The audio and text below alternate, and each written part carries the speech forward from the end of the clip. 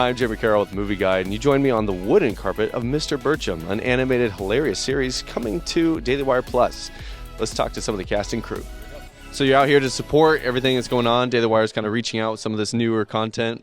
How's it feel? Yes, my wife wants to murder me because I'm only out here because of how great the show is and how fun this premiere is going to be. I'm not in the show. I didn't write the show. I have nothing to do with it other than I saw a sneak peek, and it's terrific. And the cast is obviously phenomenal. And I thought, I can't possibly miss it. So I'm flying in from LA, or from Nashville rather, land here, watch a comedy, go right back home. Love it. And this is kind of like a great comedy, and comedy is a great way to kind of introduce people to certain truths or certain things. What do you think about that? Yes.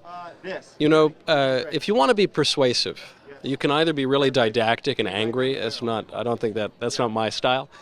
Or if you kind of get people to smile a little bit, it's a little bit of honey makes the medicine go down. And it doesn't work if you're just being preachy anyway. So here we've got some of the greatest comedians of our era, and with a character that I remember the Birchum character when I was a kid. You know, I mean, this character's been around for 30 years now or something, and finally we get to see him in 3D. You know, totally, I guess 2D, but you know, in this great show with Roseanne and with just everyone else. I just can't wait. And this is such a fun and unique thing kind of for Daily Wire. How's it been being part of the process? I mean, so far so good. I love the show. It's absolutely hysterical. It's got great actors in it. I am not one of them, but I love that they invited me to their party, and I had a great time doing it. Awesome. And comedy is such a great way to, you know, kind of spread truth and get people to listen. What do you think about that? I mean, we've gotten too far away from that. I mean, the country's lost its mind over the past 10 years, and in particular the last 3, and there's starting to be a correction to it. This is part of that. I do think certainly everybody on the right, but I think there are lefties too who are good and ready to laugh and, you know, poke at all the sacred cows the way we used to. And it's a unifying experience, not divisive. And I think that's the way people will feel when they watch this. And they'll laugh. They'll belly laugh like I did just reading the scripts, never mind when all these amazing characters came to life. Absolutely. And this takes place during junior high, which is such a wonderful, glorious time. Do you have any fun stories from junior high you can remember? My God, it was miserable. I did take shop. I don't think my shop teacher hated me the way Mr. Birchum hates his students. But who doesn't hate middle school, right? Everybody's stressed out around it. Anybody who chooses to make their living in it has got to be an extra special kind of person. And I think Adam's genius was right on when he created Mr. Birchum. Who other than a Mr. Birchum could exist? Thanks for being here. So this is a great fun night for a comedy. Yeah. How does it feel? It's awesome. You know, I love these people. It's been a great experience working with them. Adam is fantastic, and it's wonderful to work on a production that has been, you know, such a long time coming. It's a passion project for him, and so obviously that trickles down to all of us, and we love it because he loves it. It's a great story, so it's been fun. You've got some great stories in the works with Snow White and a few other things. Yes, Snow White we are working on right now. We're in pre-production. Pendragon Cycle is coming out. Hopefully, we're in post-production with that, but I spent the last 6 months in Hungary filming that with Jeremy and the whole crew, so it's been a wild year for sure. Awesome. And this takes place during such a wonderful, glorious time in junior high. Yes. Do you have any fun stories from back in that time? Well, ironically, so I was homeschooled, and so I skipped out on a lot of it, but I went to public school for 1 year. I went to my 9th grade year.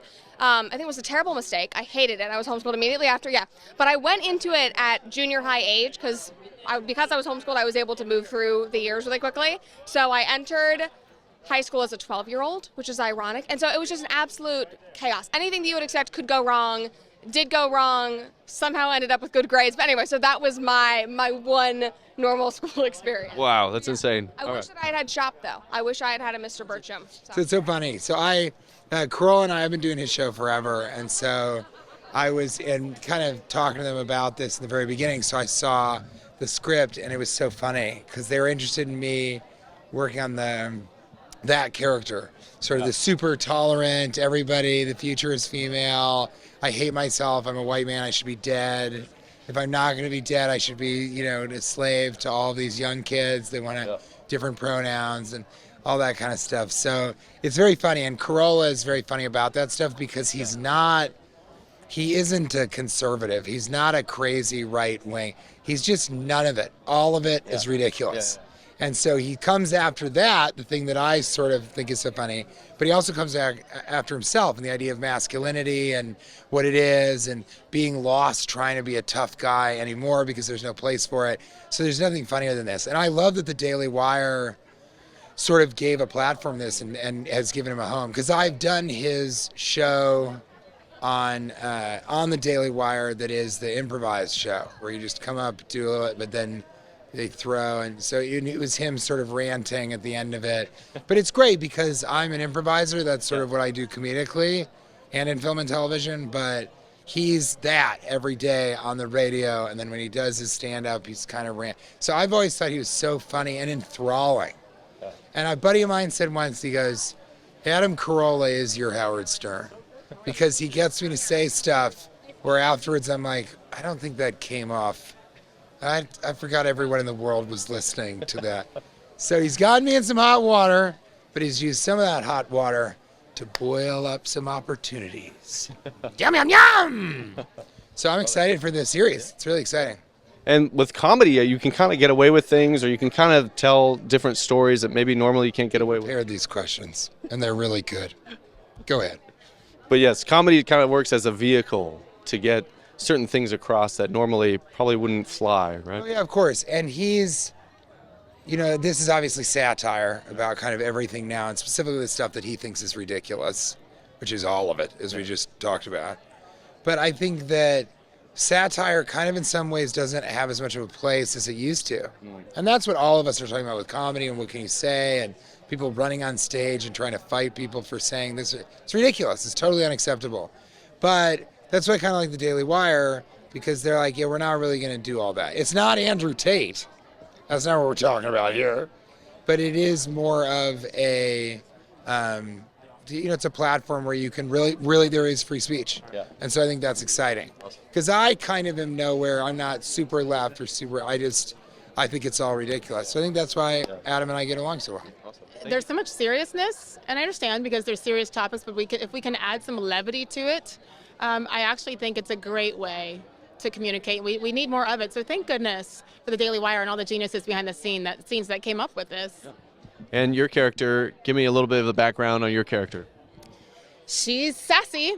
I think my favorite part is Megyn Kelly's character and I are at the spa, and we're going back and forth, and I tell her that she's white guilt, she's responsible for everything, right? So again, it's kind of actually like me in some ways, the character I'm playing, because she's sassy like that, and it's just fun to be able to actually go out there and act out in that way. And it's okay. I'm not going to get canceled, or I might, but it's okay because I've already been canceled so much that it's fine. Comedy knocks down walls, goes through borders, and people, if they laugh, they listen. So that's the fun part. Yeah. And this takes place during junior high. Wonderful, such a glorious time. Do you have any stories from junior high? I was only in junior high for 2 years. I went from 7th to 9th grade. That's how much I didn't like it. I skipped a grade to get out. That's why. No, I remember junior high. What do I remember about junior high? That was when I grew up in New York. Junior high is when I got my bus and subway pass, which is the key to the city. That's what I remember. Suddenly, no more school bus. I could go where I wanted, when I wanted. Yeah. A lot of my favorite comedy is just the truth.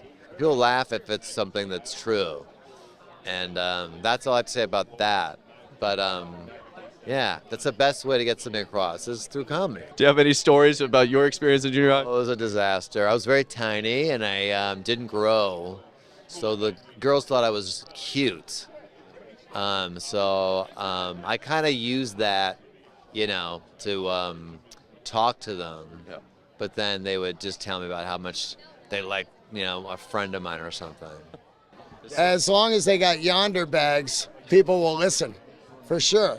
But if they don't, they're looking at their phones, and they got ADD, they miss the premise.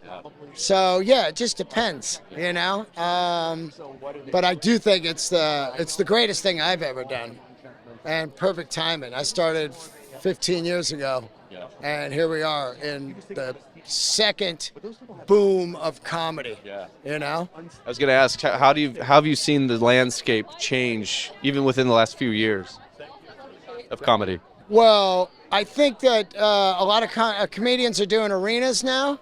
So I'm touring with Bill Burr, and he's selling out every arena in America. We just did the Hollywood Bowl on Friday night, sold out. So I think fans are, it's massive. I've known Adam for a long time. If you're a conservative who came of age in LA, you've run across Adam over the years. And I know that he's had this in his back pocket for 30 years. He's been cultivating this character. He's been dreaming about bringing this character to life. He's brought it to life in various forms. So it's just a huge opportunity for us to get to be a part of helping him realize that vision to its fullest. Yeah, I think that comedy is really the only bulwark that we have against the overreaches of the woke left right now, particularly around speech.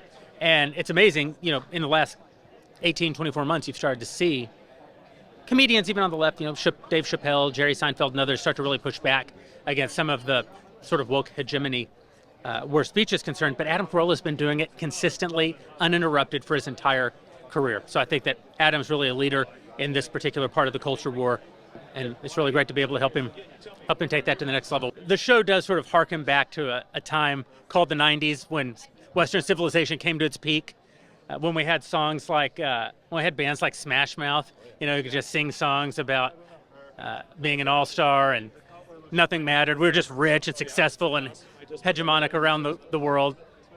Be nice to live in those times again. I think this show's a little bit of a throwback to it. Doing well. Love the hat. Thank you. Yeah. You know, So you're out. spread the word when I can. Exactly. So you're out to celebrate comedy, support. Yeah, you know, I work at Daily Wire, and so I made the show, produced it for the company. So I'm really excited that we're finally premiering it here in LA with everybody. You know, almost everyone from the show is here. It's great to see all these great people and trying to just do a really fun, you know, event for us. Yeah. It's really exciting. And Adam's kind of had this in the works for about, 25 years, something like that? I think it's actually been 30 years since he actually started. So we were talking about it, and I think it started in 1994, like almost in the same time frame as right now. Yeah. So it could be almost a 30-year anniversary. So it's pretty great. We've been working on it for a while, but really excited, and I really hope people like it. And we were talking about, I was talking with TJ Miller about how comedy is a great vehicle to kind of get some of those truths out there that normally wouldn't get out there. What do you think about that? I think he's right. I mean, you know, TJ's done some show with us called Truth Yeller with Adam before, which was great. And I think part of it is everybody doesn't have to agree on every individual thing to get along and make great shows and be funny. You know, for us, we tried to make a show that we thought everybody would think was funny. There's jokes for Daily Wire fans. There's jokes for people who aren't Daily Wire fans. I think it's just a really, it's a fun thing. I mean, we make fun of a lot of things that don't get made fun of right now, which I think is important, which I think you have to be able to poke fun at stuff that you think is ridiculous or, you know, hypocritical and all those things. So I'm excited to see the reaction from people.